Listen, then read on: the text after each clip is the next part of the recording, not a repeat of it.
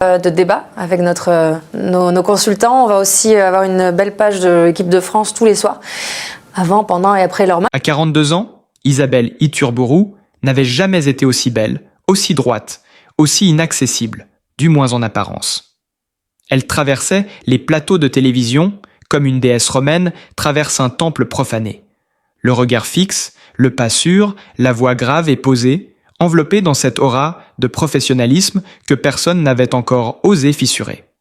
Depuis plus de 15 ans, elle incarnait la rigueur journalistique, le charme discret, la féminité maîtrisée. Derrière le pupitre, elle semblait presque intouchable, un mythe moderne que les Français regardaient chaque week-end comme on allume une veilleuse familière dans le noir de l'actualité. Mariée à Maxime Nucci, musicien respecté, discret, toujours resté dans l'ombre de sa lumière, Isabelle donnait l'image parfaite d'une femme accomplie, ancrée, irréprochable. Mais il y a quelques semaines, cette image a craqué d'un seul souffle, d'une seule phrase, d'un seul regard, que personne n'a vu venir. C'est Maxime lui-même qui a parlé le premier, et ce fut comme un fil tiré dans un tissu trop tendu. Sa voix tremblait, il ne cherchait pas à faire scandale, seulement à comprendre. Car il ne comprenait plus depuis des mois, peut-être même des années. Il disait qu'elle avait changé, qu'elle n'était plus là même quand elle rentrait tôt, que ses silences prenaient toute la place, qu'elle ne riait plus avec lui comme avant. Et puis, il y a eu ce nom, prononcé une fois, à mi-voix dans la cuisine, comme un murmure qu'on n'arrive pas à étouffer. Élise. Élise Moreau. Un nom qui ne voulait rien dire au monde, mais qui, dans la bouche d'Isabelle, sonnait comme une faille. Élise Moreau, chef d'édition discrète, brillante, toujours dans l'ombre des présentateurs qu'elle accompagnait. Elle était là, depuis des années.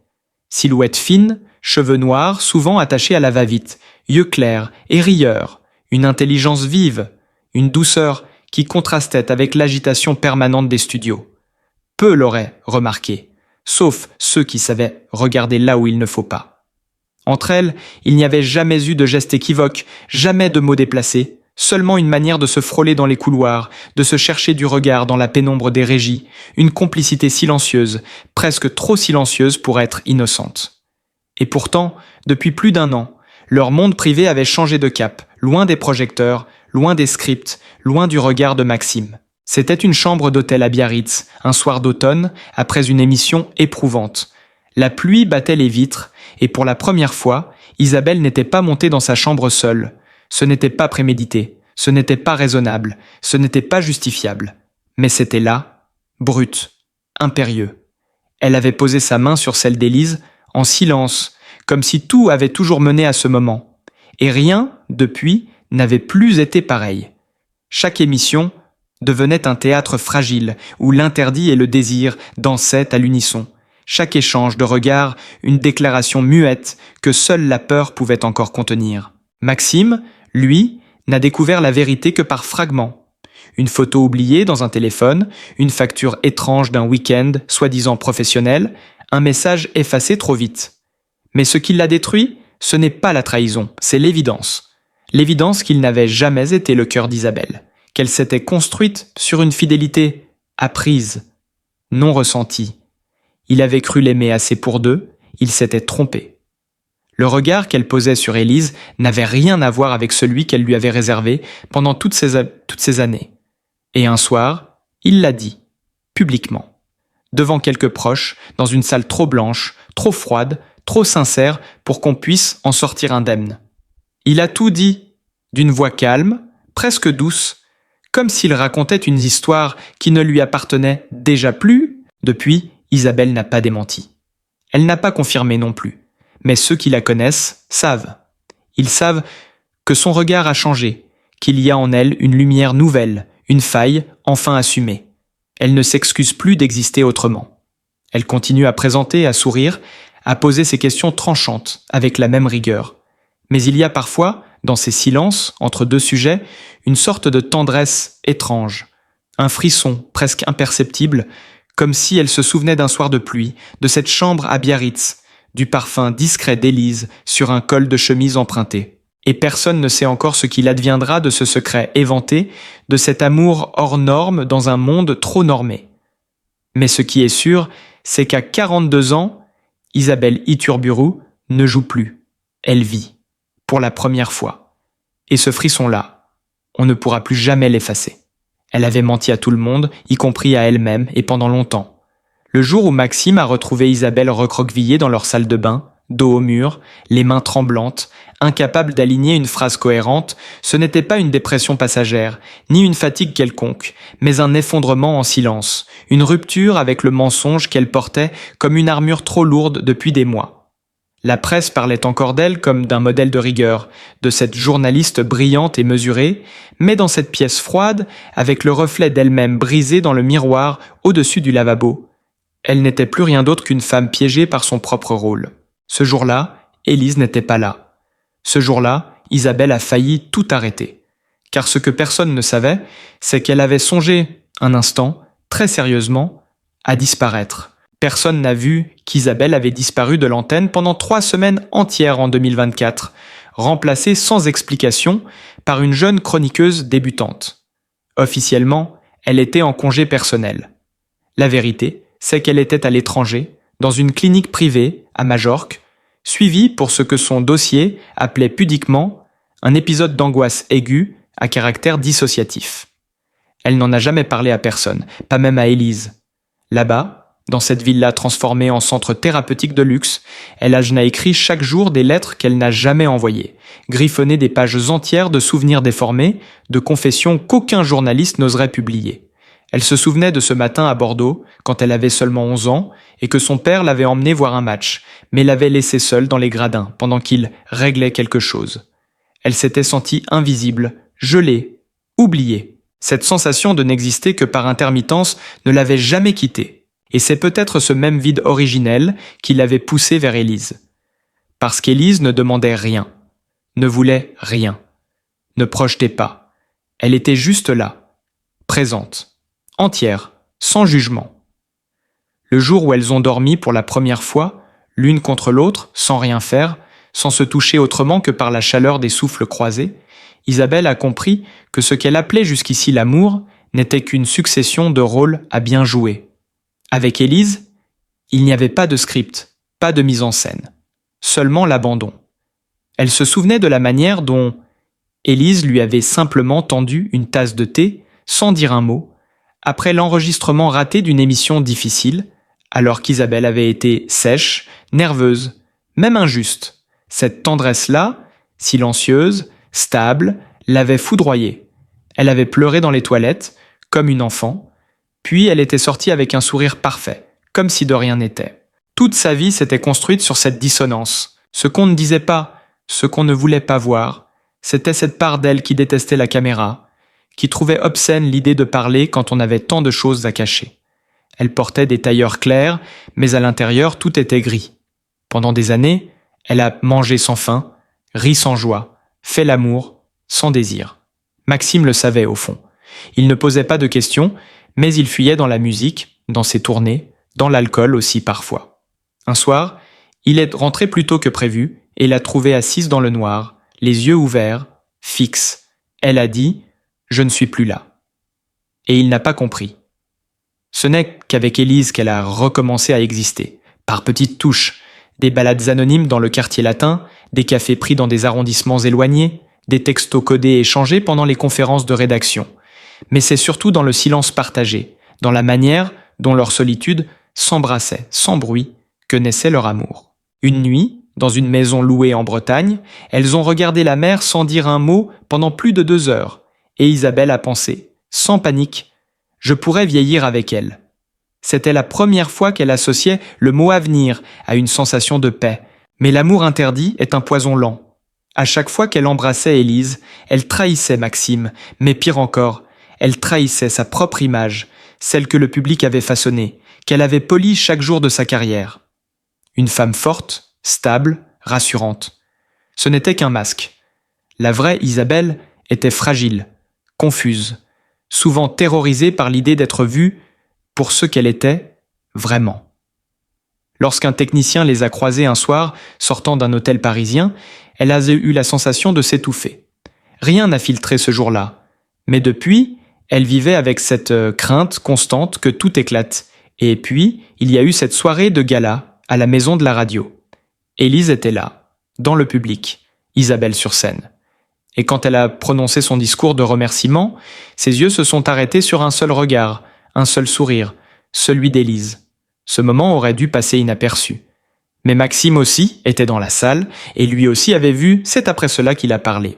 Non pas pour se venger, mais pour survivre. Il n'en pouvait plus d'aimer quelqu'un qui était ailleurs. Il n'en pouvait plus de vivre à côté de deux absences, celle d'Isabelle et celle de lui-même. Il a parlé calmement, sans haine. Il a dit la vérité. Et cette vérité, même crue, a libéré quelque chose. Et, depuis, rien n'est plus pareil. Élise a demandé du temps. Isabelle a refusé les interviews, les plateaux, les questions. Elle s'est retirée à Hendaye, dans une maison près de la mer, là où le vent emporte tout, même la honte. Elle écrit. Des choses qu'elle ne publiera peut-être jamais. Des pages entières sur ce qu'elle aurait voulu dire à sa mère, à son père, à Maxime, à elle-même.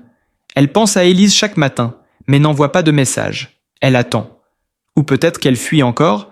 Ce qu'on voit d'elle aujourd'hui n'est qu'un fragment. Ce qu'on ne voit pas, c'est cette guerre intérieure, cette lutte constante entre l'envie d'être aimée et la terreur de l'être vraiment. Elle a vécu des années dans une cage dorée, et aujourd'hui, même avec la porte ouverte, elle hésite à sortir. Mais elle a compris une chose. L'amour, le vrai, ne pardonne pas toujours, mais il révèle. Et dans ce chaos, dans ces ruines qu'elle tente de reconstruire, pierre par pierre, il y a la possibilité d'un recommencement. Pas parfait, pas public, mais réel. Étrangement, douloureusement, profondément réel. Mais ce qu'elle n'avait pas prévu, ce qu'aucun scénario n'aurait pu lui souffler, c'est ce courrier anonyme, glissé dans sa boîte aux lettres d'Hendaye, un matin d'averse, une simple enveloppe blanche, sans timbre, sans nom, contenant 3 photos prises au téléobjectif. Floues, mais indiscutables, elle et Élise dans un parc, l'une contre l'autre, les regards tissés d'une tendresse nue que même l'image semblait frissonner. Et cette phrase au dos, tracée à la main, d'une écriture nerveuse et inclinée, « Tu n'es plus à l'abri ».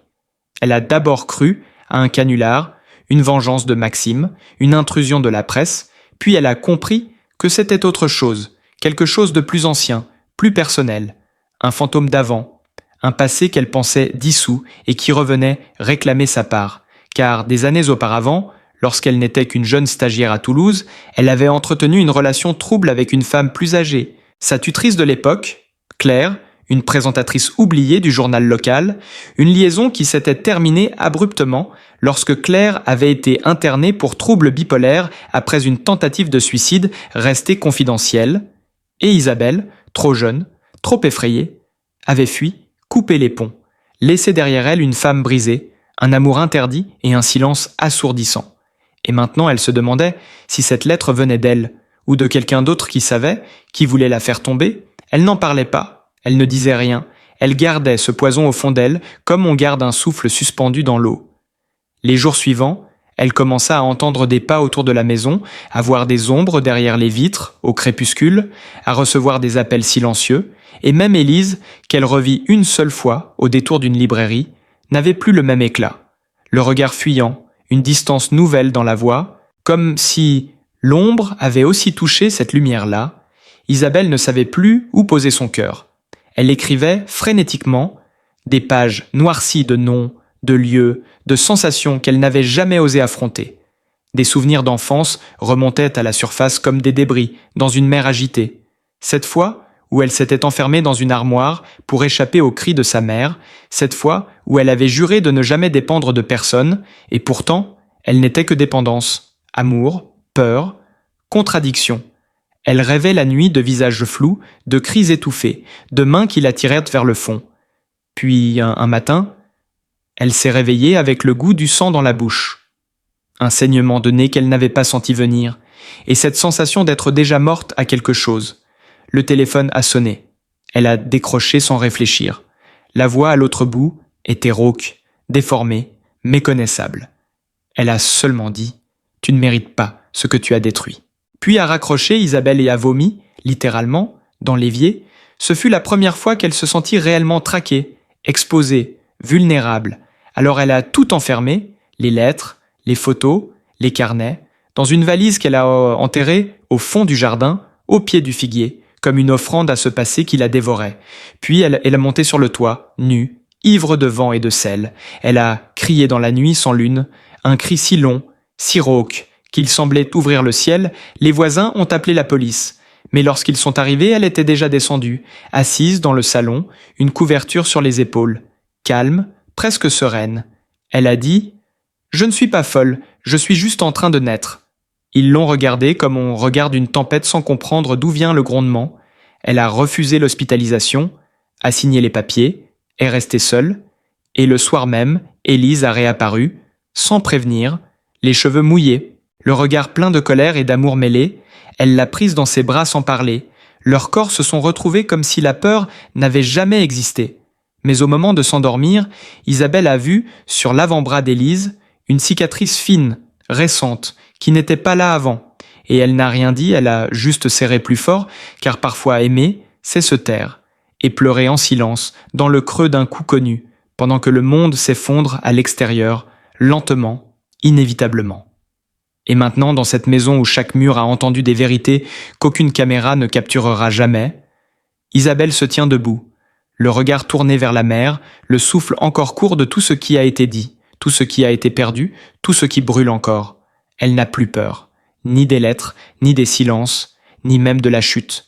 Elle sait que le plus grand acte de courage, ce n'est pas d'aimer, mais de continuer à aimer quand tout vacille. Élise dort à l'étage, le souffle régulier, le bras encore marqué, mais enfin apaisé. Dans quelques heures, le jour va se lever, et avec lui, peut-être une promesse fragile, une paix reconstruite sur les ruines du mensonge. Ce n'est pas une fin heureuse, ce n'est pas une fin triste. C'est une fin vraie, et c'est ce qui compte. Si vous aussi, vous avez senti ce frisson, cette tension, qui ne vous a pas lâché une seule seconde, si vous voulez savoir ce qu'il adviendra lorsque le passé reviendra frapper une dernière fois à leur porte, si vous vous demandez jusqu'où peut aller l'amour quand il devient clandestin, alors abonnez-vous dès maintenant, car ce que vous venez de lire n'était que le début. Le reste, vous ne serez pas prêt.